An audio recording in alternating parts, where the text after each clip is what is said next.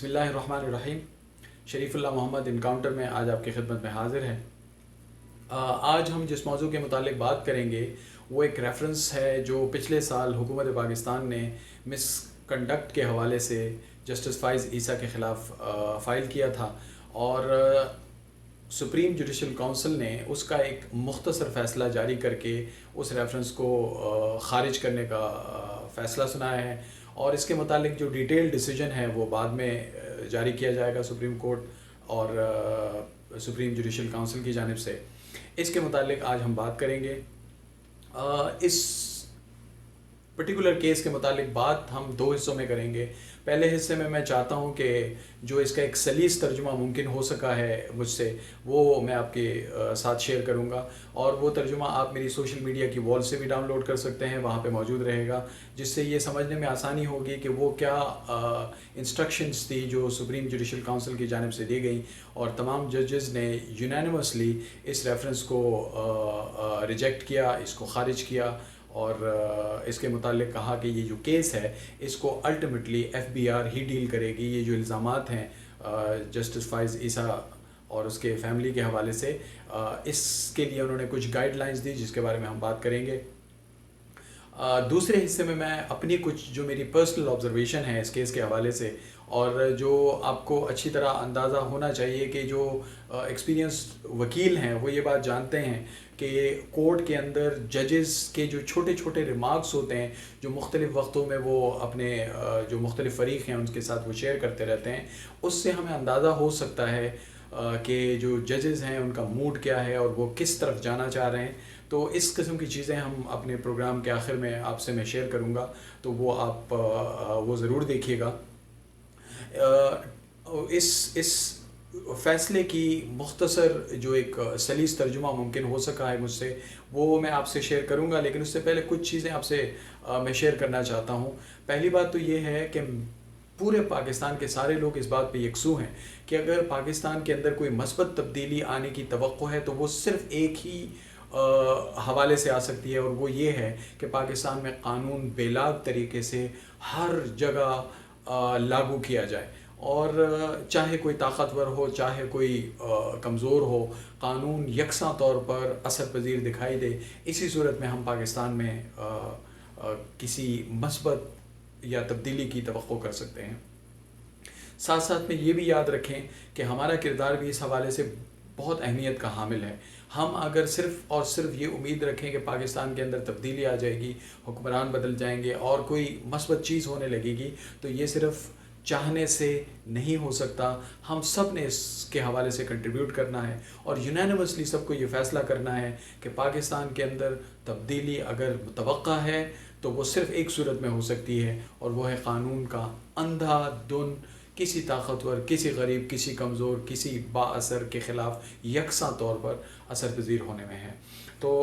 میں شروع کرتا ہوں۔ سب سے پہلے تو ہم دیکھتے ہیں کہ سپریم جوڈیشل کونسل ایک ایسی باڈی ہے جو اس قسم کے ریفرنسز کو ڈیل کرتی ہے۔ پچھلے سال فائل ہوا تھا، اسی وجہ سے اس کو نام دیا گیا 012019۔ تو اس کے جو کیس کی ٹرانسلیشن ہے اس کا پیرا بائی پیرا میں آپ کے سامنے کچھ چیزیں رکھتا ہوں، وہ آپ دیکھیے گا، اور اسکرین پہ آپ کو اس کا جو انگریزی کا جو پیراگراف ہے وہ بھی ساتھ ساتھ میں دکھائی دے گا۔ تو میں شروع کرتا ہوں۔ پیراگراف 1 میں جو چیز سامنے لائی گئی وہ یہ کہتی ہے کہ زیر نظر تحریر اور دستاویز کے مطابق ریفرنس نمبر 1/2019 کو مسترد کر دیا گیا ہے، اور اس کی کوئی قانونی حیثیت نہیں ہے، اور سپریم جوڈیشل کونسل میں دائر آئینی درخواست 17/2019 جو آپ کو یاد رہنا چاہیے کہ جسٹس فائز عیسیٰ نے فائل کی تھی اس ریفرنس کے خلاف، اور اس کے متعلق شو کاز نوٹس جو 17 جولائی 2019 کو جاری کیا گیا تھا، اس کو ختم کیا جاتا ہے۔ پیراگراف نمبر 2 میں جناب یحییٰ آفریدی نے آئینی درخواست 17/2019 نمٹا دی ہے، جیسا کہ اوپر پیراگراف میں نشاندہی کی گئی ہے۔ نمبر 3 پیراگراف یہ کہتا ہے جسٹس عمر عطا بندیال، جسٹس منظور احمد ملک، جسٹس فیصل عرب، جسٹس مظہر عالم میاں، جسٹس سجاد علی شاہ، جسٹس منیب اختر، جسٹس محمد امین احمد نے عدالت کی طرف سے پیراگراف 4 سے 11 تک تحریر کیے ہیں۔ पैराग्राफ नंबर 4, इस हुक्मनामे के 7 दिन के अंदर अंदर लैंड एंड रेवेन्यू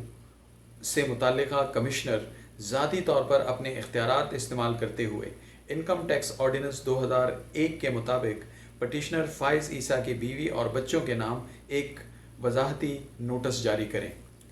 जिसमें इनसे पैसे के ज़राए पूछे जाएं कि वो पैसा कहाँ से आया जिनकी मदद से ये दोनों जायदादें ख़रीदी गई थी। और एक ओकडेल रोड लंदन की जायदाद है और एक एडिलेड रोड लंदन की दूसरी जायदाद है। इसका कंप्लीट एड्रेस मौजूद है जो आपको स्क्रीन पे नज़र आ रहा होगा। ये जायदादें इनके बीवी बच्चों के नाम पर हैं। इस मकसद के लिए commissioner land and revenue petitioner Faiz ईसा की बीवी को नोटिस जारी करे। पैराग्राफ नंबर 5 ये कहता है, ये नोटिस फ़ाइज़ ईसा की इस्लामाबाद में सरकारी रिहाइशगाह पर किसी कानूनी ज़रिए से भेजी जाएंगी। पैराग्राफ नंबर 6, पटिशनर यानी काजी फ़ाइज़ ईसा की बीवी बच्चे इन नोटिस के जवाबात जमा कराएंगे और अगर इनमें से कोई मुल्क से बाहर हों तो उनको यकीनी बनाना होगा कि वो मुकर्ररा वक्त के अंदर अपने जवाबात जमा कराएं। पैराग्राफ नंबर 7 ये कहता है, इनसे जवाबात वसूल होने और मज़ीद किसी मटीरियल रिकॉर्ड वसूल होने के बाद इनमें किसी चीज़ की मज़ीद वजाहत की अगर ज़रूरत हो तो कमिश्नर वो भी मांग सकता है। अगर कमिश्नर FBR ज़रूरत महसूस करे तो इन लोगों से या इनके नुमाइंदों से ज़ाती तौर पर भी वजाहत के लिए मिल सकता है और इनको ज़ाती हैसियत में सुन सकता है। पैराग्राफ नंबर 8, ये तमाम कार्रवाई नोटिस वसूल करने के 60 दिन के अंदर अंदर मुकम्मल करनी होगी और 75 दिन के अंदर अंदर अपना फ़ैसला सुनाना होगा और इस मामले में मज़ीद वक्त नहीं दिया जाएगा। पैराग्राफ 9 कहता है, FBR चेयरमैन फ़ैसला सुनाए जाने के 7 दिन के अंदर अपने दस्तखत शुदा कमिश्नर के फ़ैसले की रिपोर्ट सुप्रीम कोर्ट रजिस्ट्री के ज़रिए सुप्रीम जुडिशल काउंसिल में जमा कराएंगे, जिसके साथ इस पूरी कार्रवाई का रिकॉर्ड भी मौजूद होना चाहिए और सेक्रेटरी सुप्रीम जुडिशल काउंसिल ये रिपोर्ट और दीगर दस्तावेज़ात chairman supreme judicial council justice गुलजार को पेश करेंगे और इस रिपोर्ट को सुप्रीम जुडिशल के सामने मज़ीद जायज़ा के लिए रखा जाएगा। सुप्रीम जुडिशल काउंसिल आइन की दफ़ा 209 के तहत और अज़ खुद नोटिस के इख्तियार के तहत ये कार्रवाई अमल में लाएंगे। पैराग्राफ नंबर 10, अगर आज के ऑर्डर के 100 दिन के अंदर अंदर सुप्रीम जुडिशल काउंसिल को ये दरकार रिपोर्ट चेयरमैन FBR की तरफ से मौसूल नहीं होती तो chairman FBR supreme judicial council के चेयरमैन को मुत्तला करेगा कि ये रिपोर्ट क्यों जमा नहीं कराई गई। अगर रिपोर्ट जमा करा दी गई तो इस रिपोर्ट पर पैराग्राफ 9 की रोशनी में अमल दरामद होगा और अगर वो रिपोर्ट जमा नहीं कराई गई तो chairman FBR chairman supreme judicial council को तहरीरी तौर पर आगाह करेंगे कि ये कार्रवाई अभी तक क्यों मुकम्मल ना हो सकी। चेयरमैन सुप्रीम जुडिशल काउंसिल ये फ़ैसला करेंगे कि ये मामला सुप्रीम जुडिशल काउंसिल को मज़ीद ऑर्डर समाअत के लिए भेजा जाए या नहीं, और अगर किसी और के ख़िलाफ़ मज़ीद किसी कार्रवाई की ज़रूरत हो तो वो की जाए या नहीं। पैराग्राफ नंबर 12 ये कहता है, किसी भी शक और शुबे के अजाले के लिए ये वाज़े किया जाता है कि सुप्रीम जुडिशल काउंसिल की कार्रवाई आइन के आर्टिकल 209 के तहत और FBR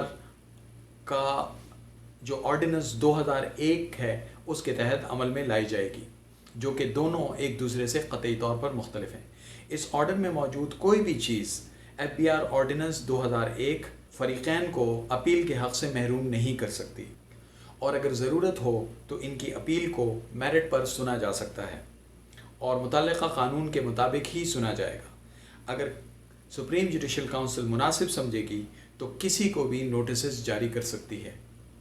पैराग्राफ नंबर 12, जस्टिस मकबूल बाकर, जस्टिस यहया आफरीदी, जस्टिस मंसूर अली शाह ने पैरा 1 में इजाफ़ा किया और उसके बाद उन्होंने अपना अलग ऑर्डर लिखा है। पैराग्राफ नंबर 13, फ़ैसला अलग तहरीर करने की वजूहात हम बाद में तहरीर करेंगे ताकि हमारी हिदायत और फ़ैसले का स्कोप महदूद ना हो। पैराग्राफ 15 में मज़ीद कुछ हिदायत दी गई हैं और इस रेफरेंस को नल एंड वॉइड करार देते हैं हम। सदारती रेफरेंस को ख़त्म किया जाता है اور شو کاز نوٹس کو بھی کینسل کیا جاتا ہے۔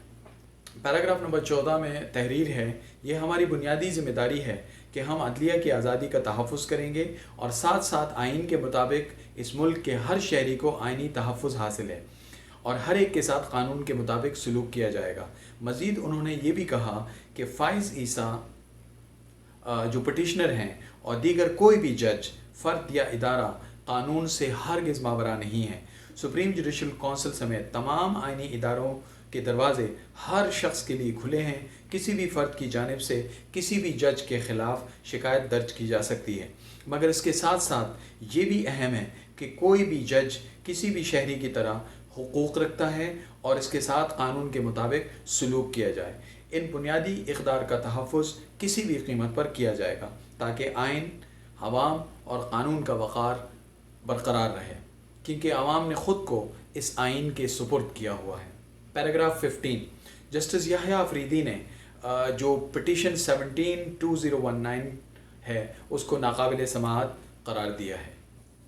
اب اس فیصلے کے خلاف دو مختلف قسم کی بحث سوشل میڈیا پہ اور مین اسٹریم میڈیا پہ چل رہی ہے۔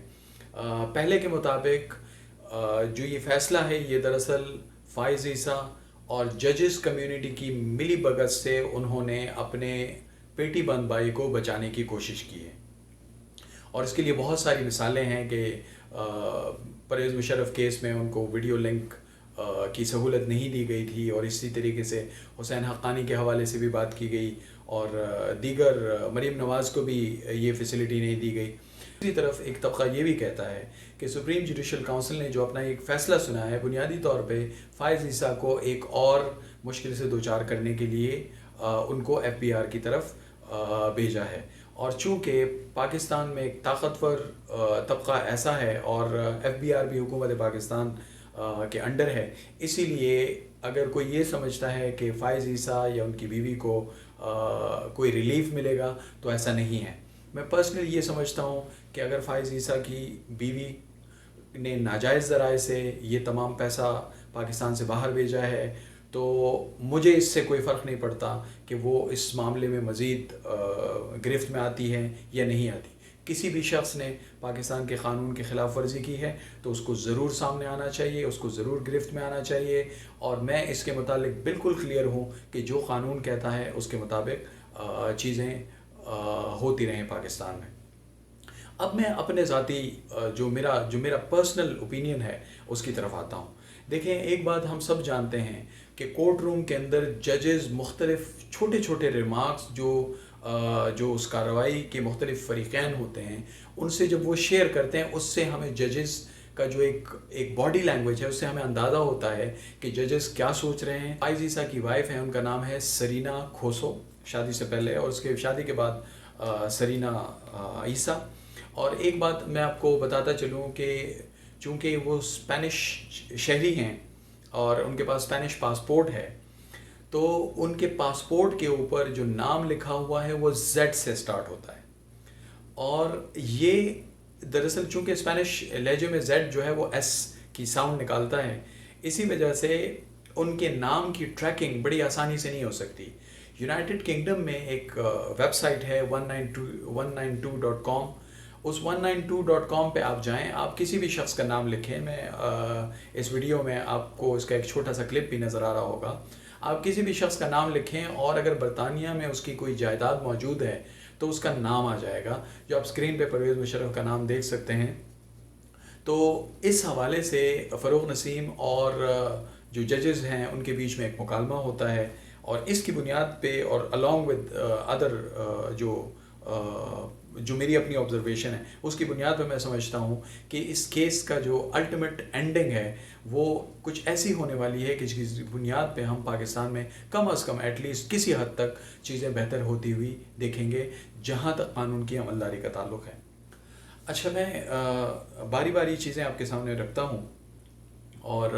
جس سے آپ کو اندازہ ہوگا کہ جو ججز اور جو وکلاء ہیں ان کے بیچ میں جو مختلف وقتوں میں جو ریمارکس پاس ہوئے، تو اس سے میری اپنی آبزرویشن یہ کہتی ہے کہ یہ کیس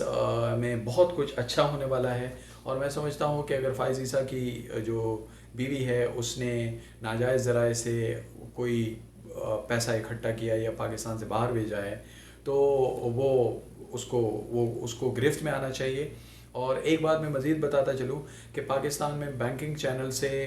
फ़ॉरेन करेंसी को बाहर भेजना या रिसीव करना, उसके ख़िलाफ़ जो क़वानीन बने थे उस पर पाबंदी लगी थी वो 2010 के बाद, यानी 2010 से पहले पाकिस्तान में कोई भी शख्स बैंकिंग चैनल के थ्रू फ़ॉरेन करेंसी को पाकिस्तान से बाहर पाकिस्तान के अंदर वो भेज और रिसीव कर सकता था। तो it was not an issue, और ये तमाम मामला उससे पहले हुए हैं। जजेस कहते हैं कि जो तहकीकात मुझसे करने के लिए FBI, CECP और FIA बनी हुई है, इनको छोड़कर दीगर एजेंसियां मेरी जासूसी करेंगी और मेरी तस्वीरें बनाएंगी, तो क्या हम इस मुल्क को फाशिस्ट रियासत बना रहे हैं? इस पर फ़रोग़ नसीम कहता है कि जायदादें पब्लिक रिकॉर्ड का हिस्सा होती हैं और सिर्फ उनसे मुताल्लिक़ मालूमात ली गई हैं। मंसूर अली शाह दोबारा बोले, इसका मतलब है कोई मेरे मुताल्लिक़ सूंघता फिर रहा हो तो फिर वो कौन सी क़ुव्वत थी जिसने फ़ैसला किया कि मेरी जायदादें ढूंढी जाएं। मैं दूसरे रीज़न पे आता हूँ। जस्टिस उमर बंदियाल ने कहा, मैं एक जज हूँ, मेरे मुताल्लिक़ कोई मालूमात आती हैं तो आप इसे दराज में रख लेते हैं ताकि जब पिच से हट कर कोई शॉट खेले तो हम उसको हिरास या शर्मिंदा करने के लिए इस्तेमाल करें। तीसरा जो पॉइंट है इसी रिमार्क्स के मुतालिक, जज साहिबान फ़रोग़ नसीम से कहते हैं, कभी आपको तौफीक हुई कि एहतिसाब अदालत के जज को आपकी वजारत क़ानून ने तैनात किया है, वहाँ जो इंजीनियरिंग की गई, और अफसोस की बात है कि उस इंजीनियरिंग में हमारी अदलिया इस्तेमाल हुई, क्या कभी आपने कोशिश की कि उसको दुरुस्त करें? तो इस पर जज साहब मज़ीद कहते हैं कि हम इसको दुरुस्त करेंगे और हो सकता है कि हम इसी फ़ैसले, यानी तफसीली फ़ैसले का हवाला उन्होंने दिया कि हम इसी फ़ैसले में उसको दुरुस्त करें। चौथी चीज़ जिसकी बुनियाद पर मेरा क्लेम है वो ये है कि बैरिस्टर फ़रोग़ नसीम का कहना था कि कहा जाता है कि ये सब फैज़ाबाद धरने के सबब हुआ है, यानी फैज़ाबाद धरने में जो एक डिसीजन आया था जिसमें ताकतवर लोगों को के ख़िलाफ़ कुछ रिमार्क्स आए थे, तो उसके मुताबिक उन्होंने ये वाज़ेह किया कि मीडिया पे ये ख़बर गर्दिश कर रही है, ये कहा जाता है कि हमने, यानी हुकूमत पाकिस्तान ने फ़ाइज़ ईसा के ख़िलाफ़ जो ये रेफरेंस फ़ाइल किया, ये दरअसल उस फ़ैसले का रिएक्शन है। उस हवाले से वो कहते हैं, बैरिस्टर फ़रोग़ नसीम का कहना था कि कहा जाता है कि ये सब फैज़ाबाद धरने के सबब हुआ है, हालांकि उसमें एक और जज भी शामिल थे, उनके ख़िलाफ़ हमने कोई कार्रवाई नहीं की। तो अदालत की तरफ से कहा गया कि वो फ़ैसला एक जज नहीं बल्कि अदालत का फ़ैसला कहलाएगा। फ़रोग़ नसीम ने कहा, बल्कि जज्बाती होकर कहा, कि जो कुछ फ़ाइज़ ईसा ने अपनी दरख्वास्तों में लिखा है वो पढ़कर तो शायद कोई ज़िंदा न रह सके। इस पर जस्टिस मकबूल बाखर ने कहा कि जो कुछ आपने फैज़ाबाद धरने की नज़रसानी अपील में कहा, क्या वो लिखा जाने के काबिल था? पांचवा रीज़न जिसकी बुनियाद पे मैं अपना दावा इंटैक्ट रखता हूँ, जस्टिस उमर बंदियाल ने फ़रोग़ नसीम से कहा कि आपने बदनीयती की कोई तारीफ़ तलाश की है? तो फ़रोग़ नसीम ने आगे से जवाब दिया कि नहीं। तो उन्होंने जस्टिस सईद अज़मत के हवाले से कहा कि उन्होंने अपने फ़ैसले में लिखा था कि जो कुछ भी क़ानून के दायरे से बाहर होगा वो बदनीयती कहलाएगी।